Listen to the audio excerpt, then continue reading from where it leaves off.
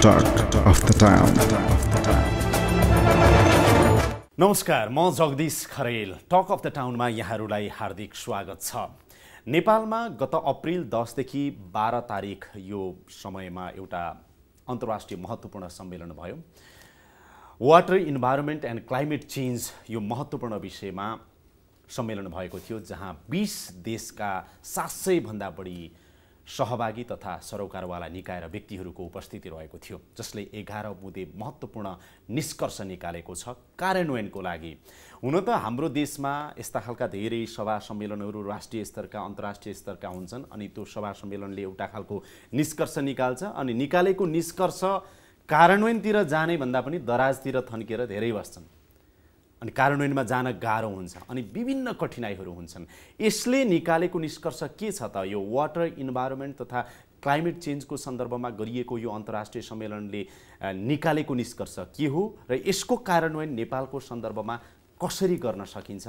आज यो विषयमा हामी विशेष अन्तर्क्रिया गर्नेछौँ। 3 जना महत्त्वपूर्ण निकायका महत्त्वपूर्ण व्यक्तित्वहरू हुनुहुन्छ मेरो साथमा। म सबैभन्दा पहिला उहाँहरूलाई परिचय गराउन चाहन्छु। मेरो साथमा खानेपानी तथा ढल निकास विभागका महानिर्देशक तेजराज भट्ट हुनुहुन्छ। स्वागत छ यहाँलाई। नमस्कार, धन्यवाद। त्यस्तै गरेर नेपाल इन्जिनियर्स एसोसिएसनका अध्यक्ष हरिराम श्रेष्ठ हुनुहुन्छ। यहाँलाई पनि म हार्दिक स्वागत गर्न चाहन्छु। त्यस्तै गरेर society of public health engineers Nepal, सोफिन भन्छ जसलाई, त्यसको अध्यक्ष हुनुहुन्छ रामदीप शाह। यहाँलाई पनि म हार्दिक स्वागत गर्न चाहन्छु। धन्यवाद। म पहिला तपाईँबाटै सुरु गरौँ है। निष्कर्ष के निकाल्नुभयो? यो 11वटा बुँदा त मैले पनि पढेँ होइन, यत्रो सम्मेलन गर्नुभएको छ, त्यसमा बधाई छ सबभन्दा पहिला त तपाईँलाई। र निष्कर्ष के निकाल्नुभयो? क्रिम निष्कर्ष के रह्यो बताइदिनुहोस् त। सबभन्दा पहिले त अहिले हाम्रो यो सस्टेनेबल डेभलपमेन्ट गोल, जुन कि गोल नम्बर 6 वाटरसँग रिलेटेड छ, त्यसमा 6वटा हाम्रो टार्गेट छ, र त्यो गोल अचिभ गर्नको लागि हामीले इन्फ्रास्ट्रक्चरमा परिवर्तन ल्याउनुपर्छ र क्लाइमेट रेजिलियन्ट हामीले पोलिसी चाहिँ चेन्जेस ल्याउनुपर्छ।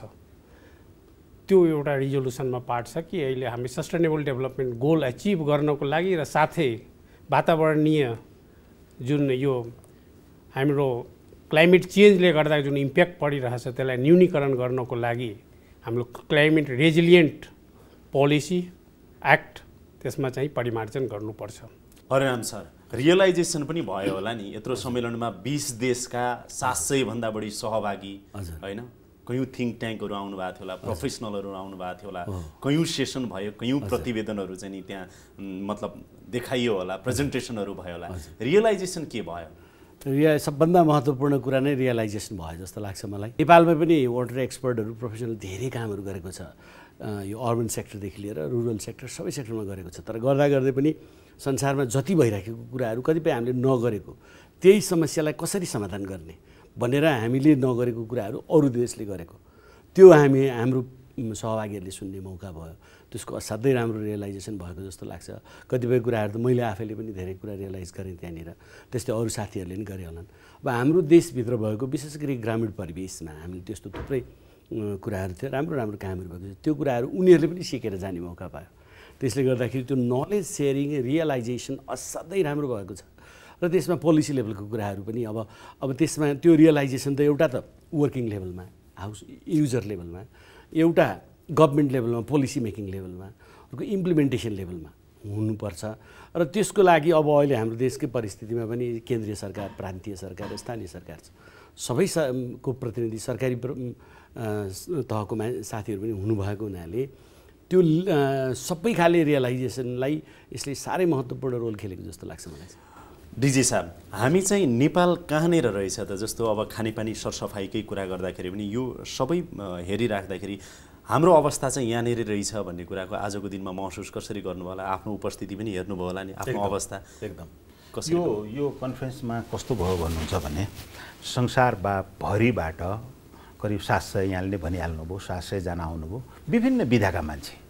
त्यो पनि खानेपानी र सरसफाइभित्र पनि विभिन्न विधाहरू छन्। कसैको वाटर क्वालिटीको विधा छ, कसैको कन्स्ट्रक्सन टेक्नोलोजीको विधा छ, कसैको चाहिँ यो डिजाइनिङका कुराहरू छन्, कसैको इफिसियन्सीका कसरी बढाउने भन्ने विधाहरू छन्।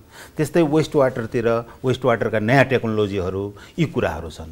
ती विधाहरूमा हामी कहाँ छौँ भन्ने हामीलाई जज गर्ने मौका मिल्यो एउटा एकदम हामीले हेर्दाखेरि वाटर सप्लाईको सेक्टरमा अर्बन सेक्टर हाम्रो अर्बन र उसको दुईटा कुरा गर्छु मैले अर्बनमा के भइरहेछ रहेछ भन्ने संसारभरि नै जुन डेभलप्ड कन्ट्रीहरू छोडेर न्युली डेभलपिङ कन्ट्रीहरू छ त्यहाँ चाहिँ अर्बनाइजेसन रेपिडली बढिरहेछ हाम्रो अव्यवस्थित रूपमा र वास चाहिँ च्यालेन्जको रूपमा सँगसँगै आइरहेछ त्यसमध्ये हामी पनि पर्यौँ हामीले त्यो फिल गर्यौँ एउटा कुरा र ग्रामीण डेभलपिङ कन्ट्रीभित्र पनि जस्तो न्युली डेभलपिङ कन्ट्री भनौँ त्यसभित्र पनि अरूसँग तुलना गर्दा हामी कहाँनिर रहेछ तुलना गर्दाखेरि ठ्याक्कै योसम्म भन्ने देखिएन जस्तो हाम्रो कहाँ राम्रो स्ट्रेन्थ पनि देखियो जस्तो तपाईँको साउथ एसियन कन्फरेन्स भइराख्दाखेरि यो सेनिटेसनको सन्दर्भमा अब श्रीलङ्का मालदिभ्स पछाडि नेपालको सशक्त उपस्थिति देखियो अरूभन्दा यहाँले भने ठिकको कुरा हो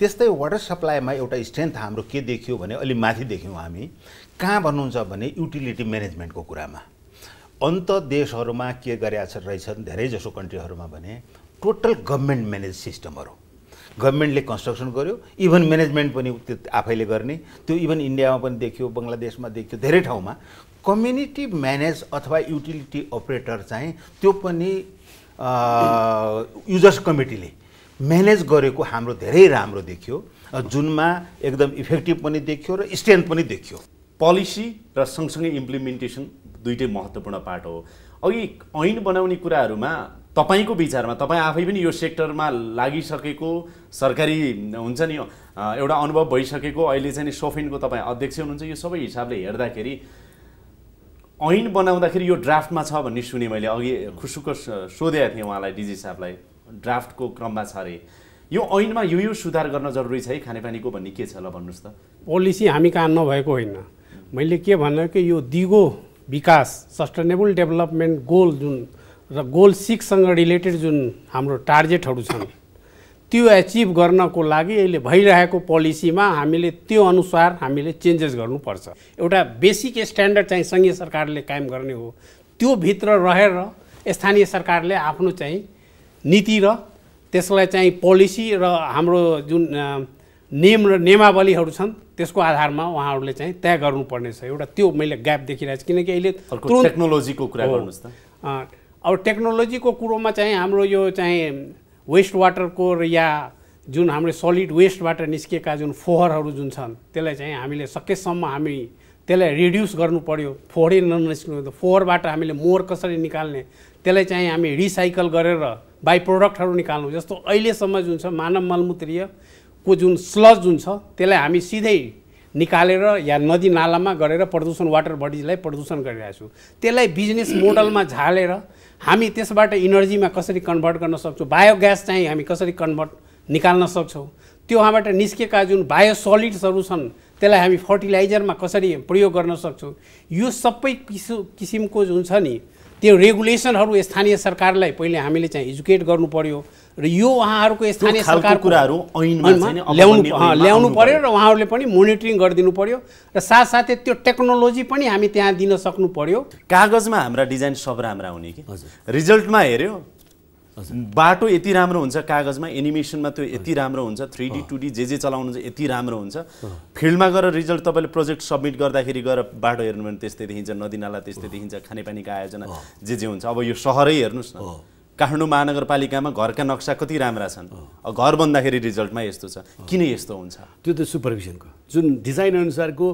स्ट्यान्ड त्यो निर्माणको क्रममा जुन लेभलमा पुग्नुपर्ने हो त्यो क्वालिटी मेन्टेन गर्ने त्यो चाहिँ सुपरभिजनको रोल भयो सुपरभिजनको जिम्मेदारी हो सुपरभिजन गर्ने यसले केही बाटो देखाएको छ यो कन्फरेन्सले यसमा टेक्नोलोजीको अब यो रिजोल्युसनमा त त्यो कुरो एकदम एक्सप्लिसिटली त्यसमा तोकिएर आएको छैन जनरल कुराहरू आएको छ गभर्नेन्सको कुराहरू आएको छ त्यसपछि जहाँ मोनिटरिङ पनि पर्यो भनौँ न गभर्नेन्स हो गभर्नेन्सको कुरा छ त्यसपछि फेरि यो एजुकेसन र क्यापासिटी डेभलपमेन्टको कुराहरू आएको छ जनरल कुराहरूमा त आएको छ र त्यो इन्डिभिजुअल पेपरहरूमा पनि यो कुराहरू कतिपय अब एक दुईवटा पेपरहरू त्यसमा आए तर यसको मुख्य कुरा इम्प्लिमेन्टेसनमा जुन स्ट्यान्डर्डमा त्यसको लागू गराउनु पर्ने हो त्यसमा कमजोरी भएपछि डिजाइनमा भएको अनुसार निर्माण नहुने कुरा हो र अब त्यसमा चाहिँ इम्प्लिमेन्टेसनकै कुरा आउँछ अब इम्प्लिमेन्टेसन अब यो फेरि ठुलो विषय छ यो आपसमा फेरि इम्प्लिमेन्टेसन नेपालको केसमा चाहिँ कहिलेकाहीँ अब फेरि त्यो प्रोक्योरमेन्टको कुराहरू, कुराहरू, कन्ट्र्याक्टको कुराहरू, त्यो फेरि त्यो ठुलो एरिया छ त्यहाँभित्र। अनि त्यसपछि सस्टेनेबिलिटीसँग त सबभन्दा महत्त्वपूर्ण कुरा ल बनिसक्यो, बन्दाखेरि केही स्ट्यान्डर्ड 100%को स्ट्यान्डर्ड मेन्टेन नभए पनि चलाउन सक्ने किसिमले बनेकै छ भने पनि त्यसलाई फ्युचरमा लाँदाखेरि हाम्रो धेरै प्रयोग, अब खानेपानीकै कुराहरू गर्ने हो भने गाउँमा एउटै गाउँमा अब यो 30-35 वर्षमा एकै ठाउँमा एकपल्ट योजना बनाइसकेपछि, ट्याप स्ट्यान्डहरू बनाइसकेपछि ग्रामीण सेक्टरमा र टप लेभलमा ठुलो प्रोजेक्टमा पनि सबैमा लागु हुन्छ। यो बनिसकेपछि अलिअलि बिग्रेर तुरुन्तै मर्मत गऱ्यो भने त्यो कालान्तरसम्म रहिराख्छ। तर त्यो अलिअलि बिग्रेर तुरुन्तै मर्मत गरेन, अपरेसन र मेन्टेनेन्समा नेग्लिजेन्सी हुँदै गयो भने त्यो बिग्रिँदै गरेर रिहेबिलिटेसन गर्नुपर्ने हुन्छ। रिहेबिलिटेसन पनि गरेन भने कम्प्लिट त्यो बिग्रेर गएको सस्टेनेबिलिटी चाहिँ च्यालेन्जिङ नै छ। त्यसले गर्दाखेरि त्यो अपरेसन र मेन्टेनेन्सको पार्टमा अनि त्यो चाहिँ सबभन्दा महत्त्वपूर्ण कुरा हो। यसमा मात्रै होइन, टोटल जनरल उसमा। अनि त्यसको लागि अब फेरि एउटा महत्त्वपूर्ण कुरा के छ भने यो यसमा फेरि विशेष गरी इन्जिनियरहरूको इन्भल्भमेन्ट पनि कम छ धेरै ठाउँमा, विशेष गरी अपरेसन र मेन्टेनेन्समा, कन्स्ट्रक्सनमा। अब बन्ने एक्टमा अघि उहाँले जे कुराहरू उठाउनु भयो नि, त्यो चाहिँ पोलिसी बनाउने कुरामा पनि र टेक्नोलोजीको कुरामा पनि त्यसलाई गर्ने कुरामा चाहिँ नि गभर्मेन्टको तर्फबाट कतिको यसलाई सिरियसली लिनुभएको छ र के गर्दै हो? एकदम सबभन्दा पहिला मैले पोलिसीको कुरा गर्छु। पोलिसी सिफ्ट हामीले किन हुनु पर्यो अहिले? पोलिसी जुन हामीसँग छ पोलिसी, त्यो 3टा कारण छन् अहिले सिफ्ट गर्नुपर्ने। एउटा चाहिँ वास चाहिँ खानेपानी र सरसफाइ फन्डामेन्टल राइटमा आयो। हिजोका दिनसम्म बेसिक निड अथवा हामीले के भन्थ्यौँ भने डेभलपमेन्ट एक्टिभिटी भन्थ्यौँ। अब फन्डामेन्टल राइटमा आइसकेपछि यो गभर्मेन्ट सेक्टरको प्रायोरिटी सेक्टरमा पर्यो। त्यसकारण त्यो एड्रेस गर्ने किसिमको पोलिसी बन्नु पर्यो। पहिला पोलिसी एड्रेसले गर्नु पर्यो। त्यो सँगसँगै के छ भने बाध्यकारी व्यवस्था के छ भने फन्डामेन्टल राइटमा भएका कुराहरू 2 वर्षभित्र त्यसको ऐन ल्याइसक्नु पर्ने हुन्छ। त्यसकारणले पनि हामीले त्यो सुरु गरिसकेका छौँ। सङ्घीय सरकारले जिम्मेवारी, अल्टिमेटली सङ्घीय सरकारको जिम्मेवारी प्रदेशले र स्थानीयले लिनुपर्ने हुन्छ। र त्यसमा जुन अहिले संविधानको स्पिड पनि कोअर्डिनेसन र सहभागिता समन्वयको कुरा छ, यो कुरालाई आधार मानेर हामीले त्यो ऐन चाहिँ आउनुपर्ने हुन्छ। त्यो ऐन अघि उहाँले जे कुराहरू बुँदा उठाउनु त्यो कुरालाई यहाँहरूले सिरियसली लिनु एकदम। अब त्यसमा कस्तो छ भन्नुहुन्छ, त्यो ऐन आउँदाखेरि ती कुराहरू चाहिँ रिफ्लेक्ट हुनेछन्। जस्तो ऐनमा सबै कुरा आउँदैनन्, पछि नियमावलीमा पनि आउँछन् केही कुराहरू। तपाईँले अघि नै भन्नु मौलिक अधिकारमा खानेपानी र सरसफाइ भनिसक्यो भने त सबै भन्यो संविधानले। त्यो अन्तर्गत रहेर तपाईँले ऐन बनाउँछ, ऐन अन्तर्गत रहेर अरू नियमावली बनाउने हो। जस्तो स्ट्यान्डर्ड तर पर्न चाहिँ पर्छ। स्ट्यान्डर्डहरू चाहिँ नियमावली अन्तर्गत पर्ने भए स्ट्यान्डर्डहरू क्वालिटीका कुराहरू यिनीहरू चाहिँ। बाँकी त्यहाँ चाहिँ कस्तो हुन्छ भने जस्तो प्रदेश सरकारले कुन लेभलका प्रोजेक्टहरू गर्ने र के जिम्मेवारी हुने, स्थानीय सरकारको जसो ओनरसिप र अपरेसन मेन्टेनेन्स उहाँहरूको जिम्मामा दिएको छ संविधान तह पनि, त्यो गर्ने। र राष्ट्रिय महत्त्वका ठुला आयोजनाहरू, इन्टर स्टेट आयोजनाहरू, स्टेट अफ आर्ट भएका अलि टेक्नोलोजी हाई टेक्नोलोजीका कुराहरू त्यो चाहिँ सेन्ट्रल अथवा फेडरल गभर्मेन्टबाट गर्ने, यी कुराहरू सबै ऐनमा आउँछन्, ऐनमा व्यवस्था हुन्छ। र नयाँ टेक्नोलोजी जसो वाटरमा हामीले नियमावली र उसमा भने नयाँ टेक्नोलोजी हामीले टेक्नोलोजिकल ट्रान्सफर गर्न लागि पनि केही कुराहरू हुन्छन्। हिजोका दिनमा हामी के गर्थ्यौँ भने मेनुअली सबै अपरेट गरेका छौँ भने अहिले स्मार्ट म्यानेजमेन्टको कुरा छ। यो टेक्नोलोजीको कुरा नि उहाँले अघि जोड्नुभयो, त्यसमा पनि अब सरकार सायद फिकल स्लज म्यानेजमेन्टको कुरा होला अथवा वेस्ट वाटर ट्रिटमेन्टको कुराहरू होला अथवा रेन वाटर हार्भेस्टिङको कुरा होला अथवा सेनिटेसनका कोही कुराहरू होला। यी कुराहरूमा कतिको टेक्नोलोजी फ्रेन्डली भएर जान्छ सरकार? एकदम। त्यसमा कस्तो छ भन्नुहुन्छ भने वाटरमा हेर्नुहुन्छ भने हिजोका दिनमा हामीले ट्रेडिसनल टेक्नोलोजीमा वाटर स्ट्रक्चरहरू डिजाइन गऱ्यौँ। आज हामीलाई क्लाइमेटको इफेक्ट त्यसमा रेजिलेन्ट गर्नुपर्ने अवस्था छ। मैले यो बजेट आउँदैछ, यो बजेट आउने सेरोफेरमा सोधेको प्रश्न तपाईँ एक्ज्याक्टली रेजिलेन्ट। अब त्यो हामी कहाँ डिसास्टरको कति कन्सिडरेसन थिएनन्, ती डिसास्टरहरू कन्सिडर गर्नुपर्ने छ। क्लाइमेट चेन्जका कन्डिसनहरू हामीले इन्क्लुड गर्नुपर्ने छ, क्याचमेन्टहरू कतिमा इन्क्लुड गर्नुपर्ने छ। यो कुराहरू पनि हामीले कन्फरेन्समा धेरै चिज सिक्यौँ। त्यस्तै त्यो कार्यान्वयन हुनेछ। म तपाईँ कहाँ आउँछु एकैछिन, मैले अलिकति भनौँ वेस्ट वाटरतिर हेर्नुहुन्छ भने यहाँ एकदम पहिल्यैदेखि वासमा तपाईँ पहिलेदेखि पनि लागिरहनु भएको छ, एकदम नजिकबाट हेरिरहनु भएको छ। जस्तो हामीले अब करिब 96% हामीले ओडिएफ गर्दाखेरि अब हाम्रा टोयलेटहरूको सेफ्टी ट्याङ्क जति छन् त्यो फुल हुने अवस्थामा छन् 2 वर्षभित्र। अब त्यसको व्यवस्थापन के त? अब त्यो स्लज जो त्यहाँ भरिया छ त्यो 2 वर्षपछि हामी कसरी डिस्पोज गर्छौँ अथवा त्यसलाई खाली कसरी गर्छौँ, कसरी गर्छौँ भन्ने कुराहरू छ। पेरी अर्बन एरियाको एउटा समस्या छ, त्यहाँ फिकल स्लजले होला ऊ होला। अर्कोतिर डेन्स पपुलेसन जुन अर्बन एरियामा छ त्यहाँ के गर्छौँ हामी? यी कुराहरू चाहिँ ऐनमा आउनुपर्ने कुरा हुन्छ, कसरी व्यवस्था त्यो ल्याउनुहुन्छ। एकदम रामदेव सर, 11 बुँदे तपाईँहरूको यो रेजोल्युसन छ, निष्कर्ष छ, घोषणापत्र छ, जे भनौँ न, यो निकाल्नु भएको छ। 3 दिनसम्म 700 भन्दा बढी विद्वानहरू भनौँ न, अब हामी जस्ता आम जनताले भन्दाखेरि निकाल्नुभयो। यसका महत्त्वका कुराहरू, निष्कर्षका कुराहरू, वे फरवर्डका कुराहरू पनि गऱ्यौँ। अब तपाईँ अन्तिममा हामीलाई बताइदिनुहोस् कि सरकारले यसरी नेतृत्व लिनुपर्छ र हामी जस्ता चाहिँ प्रोफेसनल अर्गनाइजेसनहरूले सरकारलाई हामी यसरी सपोर्ट गर्न सक्छौँ र आगामी दिन चाहिँ नि अब वाटरको सन्दर्भमा, इन्भाइरोमेन्टको सन्दर्भमा र चाहिँ क्लाइमेट चेन्जको सन्दर्भमा यो चेन्ज आउन सक्छ है भन्ने के छ? केही टेक्नोलोजिकल चेन्जेसहरू अरू कन्ट्रीको एक्सपिरियन्सहरूको आधारमा हामी त्यसलाई डिमोन्स्ट्रेसनको रूपमा अगाडि बढ्न सक्छौँ। जस्तै अब हामी कहाँ यहाँ कोरियाको प्रेजेन्टेसन थियो, चाइनाको थियो। अहिले रेन वाटरबाट जुन छ अहिले स्पन्जी सिटीको कन्सेप्ट चाइनामा व्यापक रूपमा गरिरहेछ र खास गरेर रेन वाटर प्रिसियस रिसोर्सेज हो, त्यसलाई हामीले ट्याप गर्नुपर्छ, त्यसलाई हामीले युज गर्नुपर्छ अर्बन इन्भाइरोमेन्टको लागि, रेजिलियन्टको लागि। त्यो आधारमा एउटा भक्तपुरमा रेन वाटर चाहिँ स्पन्जी सिटी चाहिँ डिमोन्स्ट्रेसनको रूपमा अगाडि बढ्ने कि भनेर गभर्मेन्टले चाहिँ त्यसलाई अगाडि गर्नुपर्छ, जो कि यसबाट इमिडिएट फाइदाको रूपमा आउँछ। त्यस्तै मैले चाहिँ हाम्रो यो फेकल स्लज मानव मलमूत्रीय व्यवस्थापनको लागि करिब 15-16 वटा कन्ट्रीबाट यहाँ एक्सपर्टहरू आएको थियो र जुन अघि डिजी साहबले कुरा उठाउनु भयो, ओडिएफ मुभमेन्ट गइरहेछ। अब सबै पिट ल्याट्रिनहरू भरिरहेछ।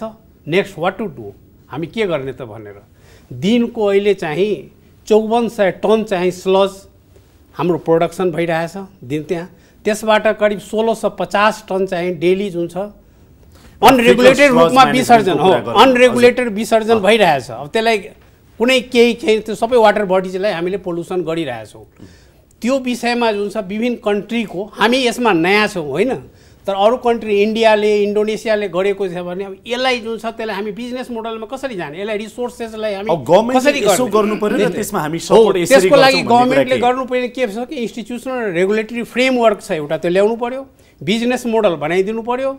साथसाथै त्यसको लागि चाहिँ हामी पिपिपी मोडलमा चाहिँ लोकल गभर्मेन्ट र त्यहाँका युजर्सहरूलाई चाहिँ यो कार्यक्रम सञ्चालन गर्नलाई चाहिँ सपोर्ट गर्नु पर्यो र यसका चाहिँ फाइनेन्सिङ जुन मोडेलिटीहरू छन् त्यसमा चाहिँ गभर्मेन्टले सपोर्ट गरेर अनि यो कामलाई चाहिँ अगाडि बढाइदिनु। अब तपाईँहरूको सपोर्ट चाहिँ के रहन्छ? हाम्रो सपोर्ट अहिले चाहिँ त्यसपछि अर्को कुरो मैले भनेको स्मार्ट वाटरको कुरो हो। अहिले भर्खरै हामी यहाँ मेलम्ची प्रोजेक्टबाट भनौँ न केही दिनमै चाहिँ अब पानी वितरण हुन्छ। अब यसलाई स्मार्ट तरिकाले हामी इफिसियन्सी बनाउनलाई हामी चाहिँ स्मार्ट वाटरको प्रयोग कसरी गर्ने त? कोरियाको एक्सपिरियन्स छ, वो स्मार्ट सिटीको चाहिँ कन्सेप्ट ल्याएछ र उहाँहरूले चाहिँ हाम्रो नेपालसँग चाहिँ पनि कोरियन स्मार्ट ग्रिडले चाहिँ सोफेलसँग एउटा चाहिँ भनौँ न एमओयू गरेछ र हामी साउन्डमै पनि यो एउटा रिजोल्युसनमा पनि छ क्यापेसिटी बिल्डअप गर्नु पर्यो भने स्मार्ट वाटर म्यानेजमेन्ट गर्नको लागि कोरियन टिमले सोफेलसँग मिलेर केही इन्जिनियरलाई क्यापेसिटी बिल्डिङ ट्रेनिङ गरिरहेछ।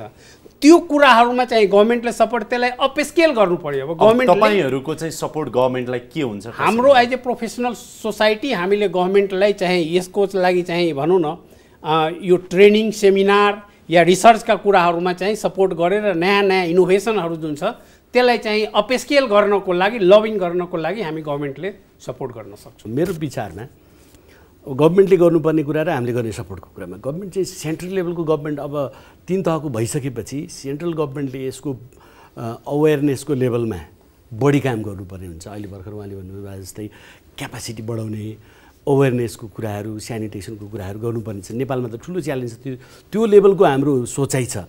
मतलब एसडिजी र अनि गभर्मेन्टको पनि गभर्मेन्टले त्यो लेभलमा सोचेको छ मौलिक अधिकारको रूपमा। तर वाटर बोर्न डिजिज, सिम्पल डिजिजको कारणले बर्खामा मान्छेहरू झाडा पखालेले मर्नेदेखि लिएर सिटामोल नपाएर वाटर बोर्नको डिजिजको कारणले पनि भइरहेको छ। अब हामीसँग त्यो लेभलको एक्सट्रिम छ, लट अफ च्यालेन्जेस, चुनौतीहरू धेरै छ। त्यसले गर्दाखेरि अब अहिलेको यो फेडरल उसमा जाँदाखेरि इम्प्लिमेन्टेसन लेभलमा स्थानीय सरकारहरू बनाइसकेको छ, नगरपालिका गाउँपालिकाको छ, अब त्यो लेभलमा चाहिँ जनताको इन्डिभिजुअलको लेभलमा लोकल लेभललाई बढी प्रयोग गर्नु पर्यो र लोकल लेभलको स्थानीय सरकारले इम्प्लिमेन्टेसनको लेभलमा लानलाई सेन्ट्रल फेडरल गभर्मेन्टको हाम्रो जति पनि ब्युरोक्रेसी छ मन्त्रालय विभाग उनीहरूकोमा अब ठुल्ठुलो प्रोजेक्टहरू ह्यान्डल गर्नेका साथसाथै लोकल लेभलको गभर्मेन्टलाई एजुकेट गर्ने उनीहरूको क्यापासिटी बढाउनु जरुरी छ किनभने उनीहरूले जनतालाई सर्भिस दिन त उनीहरूको आफ्नो क्यापासिटी बढ्नु पर्यो पहिला भर्खर नयाँ इन्स्टिट्युसन खडा भएको छ अनि मिड लेभलको योजनाहरू र त्यो कुरा फेरि प्रान्तीय लेभलको पनि क्यापासिटी बढ्नु पर्यो क्यापासिटी बढाउने क्रममा त्यहाँको ब्युरोक्रेसी इस्टाब्लिस हुनु पर्यो तपाईहरुको सपोर्ट चाहिँ के हुनु त्यसपछि हाम्रो सपोर्टको कुरा अब हामी जस्तो प्रोफेसनल अर्गनाइजेसनहरू नेपाल इन्जिनियर्स एसोसिएसन चाहिँ जनरल भयो अब यो सेक्टरको स्पेसिफिक सफेन भयो हामीहरूले के गर्न सक्छौँ भने यस्तो क्रममा अब उनीहरूलाई कोलाबोरेसन हामीले यसमा पनि लेखेको छ कोलाबोरेसन गर्ने क्रममा जस्तो अब गभर्मेन्टले पनि के गर्नु पर्यो भने गभर्मेन्टले सबै काम आफ्नो ब्युरोक्रेसीबाट सबै गर्न नसकेको कुराहरू अवेरनेसको कुराहरू लोकल लेभलमा अथवा प्रान्तीय लेभलमा त्यो क्रिएट गर्ने कामहरू क्यापासिटी बढाउने कामहरू ट्रेनिङ दिने काम त्यसमा चाहिँ तपाईहरुको सपोर्ट रहन सक्छ हामीसँग जुन बाहिर जस्तो अब कतिपय साथीहरू एक्सपर्ट भएर काम गरे हुन्छ प्रशस्त नलेज गेन गरे हुन्छ रिटायर भएर बसिया हुन्छ उहाँहरूलाई कुनै किसिमले ट्याप गर्नुपर्ने हुन्छ गभर्मेन्टले पनि ट्याप गर्नुपर्ने हुन्छ अथवा सरकारले आवश्यकता महसुस गरेको अवस्थामा प्रोफेसनल अर्गनाइजेसनहरूले सधैँ सपोर्ट गर्नेछन् सहभागी हुनेछन् पोटेन्शियल पनि धेरै छ पोटेन्शियलिटी छ त्यसलाई हो हैन कोलाबोरेसन र त अनि त्यो भयो भने चाहिँ ठुलो एरिया छ त्यो पनि दोहोरो कोलाबोरेसन भएर यसमा ठुलो काम गर्नुपर्ने छ किनभने गभर्मेन्टलाई ठुलो च्यालेन्ज छ गभर्मेन्ट एक्लैले गर्न त धेरै ठुलो च्यालेन्ज छ अब यहाँले भन्नु प्रोफेसनल अर्गनाइजेसनले के गर्न सक्छ भने वास्तवमा हामी त हातै हालिसकेका छौँ 7 प्रदेशमा अहिले नगरपालिकाका सबै मेयर र उपमेयरहरू र उपभोक्ता समितिका अध्यक्षहरूलाई र यस सेक्टरका मान्छेहरूलाई हामी यो फेकल स्लज म्यानेजमेन्ट विषयमा टेक्निकल र साथसाथै म्यानेजरियलको चाहिँ अहिले एक दिने गोष्ठी गरेका छौँ 3टा प्रदेशमा हामी गरिसक्यौँ पोखरामा चाहिँ हामी पर्सि गर्दैछौँ बुटबलमा चाहिँ 13 गते गर्दैछौँ हाम्रो दर्शकहरूलाई जानकारी गराउँ एसडिजी एचिभ गर्नको लागि दिगो विकास लक्ष्य 2030 भन्दा अगावै नेपालले हासिल गर्नको लागि नेपालमा सरकारी गैर सरकारी निजी क्षेत्र नागरिक समाज प्रोफेसनल अर्गनाइजेसन सबै क्षेत्र र सरकारवालाहरू लागिरहेका छन् कुनै न कुनै तवरबाट समुदायमा हेर्नुभयो भने एउटा चाहिँ नि कम्युनिटी तवरमा रहेका स्कुल शिक्षक विद्यार्थी आमा समूह महिला समूहदेखि लिएर अब माथिल्लो तहसम्म सरकारी तवरसम्म पनि अहिले काम भइरहेको छ यो आफैमा सुखद पक्ष छ यसले नेपालले सोचेभन्दा अगावै चाहिँ दिगो विकास लक्ष्य हासिल गर्छ कि भन्ने केही न केही आशा छ किनभने हामीले एमडिजी चाहिँ अगाडि नै हासिल गर्यौँ होइन त अब सरकारको पालो आयो तपाईको अपेक्षा प्रोफेसनल अर्गनाइजेसन अघि जति पनि सरकारवाला संस्था र निकाय व्यक्तिहरूबाट के हो सरकारको अपेक्षा र कमिटमेन्ट के हो छोटोमा यसमा भन्दाखेरि अब यहाँले मैले अलिकति म एसडिजी जोडौँ एसडिजीसँग हेर्दाखेरि एसडिजीले 6 भन्छौँ वाटर सप्लाई सेनिटेसन 6 1 2 3 4 5 यस 6 भनौँ ओभरअल 6 हेर्दाखेरि सबैभन्दा पहिला 100% हामीले स्वच्छ खानेपानी उपलब्ध गराउने भन्ने सेफली म्यानेज ड्रिङ्किङ वाटर अथवा वाटर बडिज पनि छ हजुर क्लिन वाटर त्यसपछि अर्को हाम्रो चुनौती कहाँ छ भन्नुहुन्छ भने जुन वेस्ट वाटर छ 50% वेस्ट वाटर चाहिँ ट्रिट गरेर मात्रै हामी खोलामा हाल्छौँ भन्ने छ हामीले प्रोडक्सन गरेको 50% वेस्ट वाटर त्यो चाहिँ ट्रिट गरेर अरू डाइल्युट हुन्छ भन्ने एजम्पसन होला र 50% चाहिँ हामी ट्रिट गर्छौँ भन्ने कुरा छ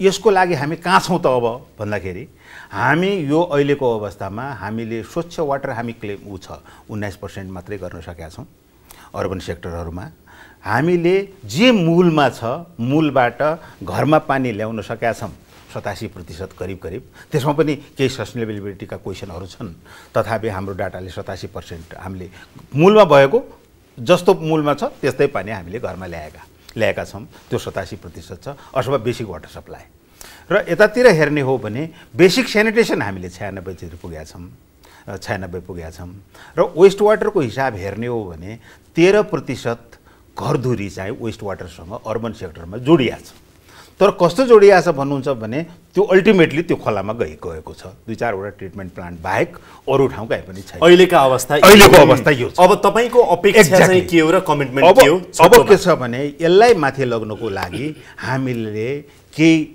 प्रादेशिक रूपमै र लोकल लेभलमा, प्रादेशिक रूपमा र राष्ट्रिय रूपमा एउटा वास प्लान, नेसनल वास प्लान बनाउने जमर्को गरिरहेका छौँ हामी। बनाउँदैछौँ नेसनल वास प्लान बनाउँदैछौँ। त्यसले टोटल स्टेटस पनि दिन्छ। अर्को ऐनै बनाउँदै हुनुहुन्छ तपाईँ? ऐन पनि बनाउँदैछौँ, पोलिसी ड्राफ्ट भइसकेका छ करिब करिब, ऐन ल्याउँदैछौँ, नियमावली ल्याउँदैछौँ र गाइडलाइनहरू पनि गाउँदैछौँ र एउटा थन्काउने गरेर त होइन, कार्यान्वयन गर्ने नि। किनभने हाम्रो लक्ष्य त तोकिसकेका छ 2030 मा यो गर्नुपर्ने छ भन्ने, त्यसकै गरेर इन्डिकेटरहरू पनि डेभलप गर्दैछौँ। अब अपेक्षा के हो तपाईँको? अब यस्तो भइदियो भने सरकार चाहिँ गर्छ है? एक्ज्याक्टली। यसमा के हो भन्नुहुन्छ भने सबैभन्दा ठुलो रिसोर्सेसको कुरा छ।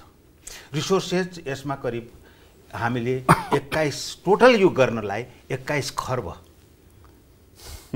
खर्ब लगानी छ। मैले एउटै गभर्नमेन्टको मात्रै भने होइन, गभर्नमेन्ट सेक्टर मात्रै भनेको होइन, यो इन्फर्मल सेक्टरबाट होला, अपेक्षा एउटा त्यो छ, लगानीको कुरा छ, लगानी जुटाउनु पर्ने, उपभोक्ताको पनि होला लगानी, एउटा त्यो छ भने अर्को टेक्नोलोजिकल कुराहरू के हामीले यो यस्तै कन्फरेन्सहरूबाट नयाँ टेक्नोलोजीहरू सिक्यौँ केही कुराहरू, त्यो इम्प्लिमेन्टमा पनि गइरहेछौँ। जस्तो स्मार्ट वाटर म्यानेजमेन्टका कुराहरू भए, डिवार्ट्सदेखि साना ट्रिटमेन्ट प्लान्टदेखि ठुला अत्याधुनिक अहिले हामीले जस्तो गुहेश्वरीमा गर्दैछौँ ग्यासिफिकेसन सहितका ट्रिटमेन्ट प्लान्टहरू, त्यो लेभलसम्मको केही कुराहरू सेयर भए, यसरी बारम्बार क्यापेसिटी डेभलपमेन्ट पनि भइरहोस् भन्ने अर्को कुरा छ। अर्को यो कन्फरेन्सबाट हामीले उपलब्धि गरेको कस्तो छ भन्नुहुन्छ भने हामी टेक्निकल जति मेन पावर नेपालमा छौँ, दुई किसिमको विधा छ यहाँ चाहिँ। एउटा गभर्नमेन्ट सेक्टरको, हामी व्याख्यामा नजाउँ है सर, एउटा प्राइभेट सेक्टर। मैले व्याख्या गर्दिनँ सर। प्राइभेट सेक्टर, गभर्नमेन्ट सेक्टरको के हदसम्म बाहिरका इन्टरनेसनल कन्फरेन्सहरूमा भाग लिने एक्सपोजर छ, तर प्राइभेट सेक्टरको त्यो एकदम न्यून छ। जबकि प्राइभेट सेक्टरबाट हामीले धेरै काम लिनुपर्ने अवस्था छ। यस्तो कन्फरेन्स विदिन कन्ट्री भयो भने सबैलाई इक्वल अपर्च्युनिटी हुँदो रहेछ त्यो। किनभने हामीले पनि विभागले पनि प्राथमिकतामै राखेको छ इन्टरनेसनलको, होइन रामदेव सर? एक्ज्याक्टली। अब यसो गरौँ न, यस्नुमा मात्रै यहाँहरू तिनैजनाले भनिदिनु होला, अनि अन्तिममा तपाईँलाई पनि यस्नुमा मात्रै सोध्छु म।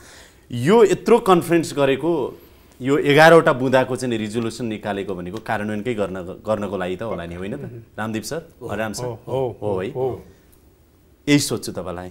यसलाई पनि कार्यान्वयनमा लानुहुन्छ नि? एकदम। यो त बल्कि खानेपानी मन्त्रालय यसको पेट्रोन पनि खानेपानी मन्त्रालय र एउटा हामी पार्टनर तीनवटा निकायको पार्टनरसिपमै कन्फरेन्स गरेको यो कन्फरेन्स हो र विभिन्न साझेदारको सहयोगमा विभिन्न साझेदारहरू पार्टिसिपेन्टदेखि लिएर पेपर प्रेजेन्टरहरूलाई पनि उहाँहरूलाई पनि हामी धन्यवाद दिन चाहन्छौँ। र म अन्तिममा अब यहाँहरू तिनैजनालाई धन्यवाद दिन्छु यहाँहरूको पार्टनरसिपको लागि। यो महत्त्वपूर्ण कन्फरेन्स यहाँहरूले आयोजना गर्नुभयो, सफल बनाउनु भयो र एउटा निष्कर्ष पनि निकाल्नु भएको छ। कार्यान्वयन हुनुपर्छ भनेर तपाईँहरू अब दबाब दिइराख्नु भएको छ र उहाँले प्रतिबद्धता जनाउनु भएको छ। अब यो चाहिँ कागजमै सीमित रहन्छ अथवा कार्यान्वयनमा जान्छ भन्ने कुरा त आगामी दिनले देखाउनेछन् र यसको लागि यहाँहरू सबैलाई शुभकामना पनि दिन चाहन्छौँ हामी कार्यान्वयनको लागि, र दबाब, सकारात्मक दबाब पनि दिन चाहन्छौँ र हामी नियमित रूपमा फलोअप पनि गर्नेछौँ। यो समय अनि संवादको लागि म तिनैजनालाई धेरै धेरै धन्यवाद दिन्छु। Thank you very much. धन्यवाद। हवस् त, यसका साथै अहिलेको लागि यो कार्यक्रम यहीँ बिट मार्ने अनुमति चाहन्छु। कार्यक्रम युनिटका सम्पूर्ण सहकर्मीहरूको साथमा मलाई पनि बिदा दिनुहोस्। नमस्कार।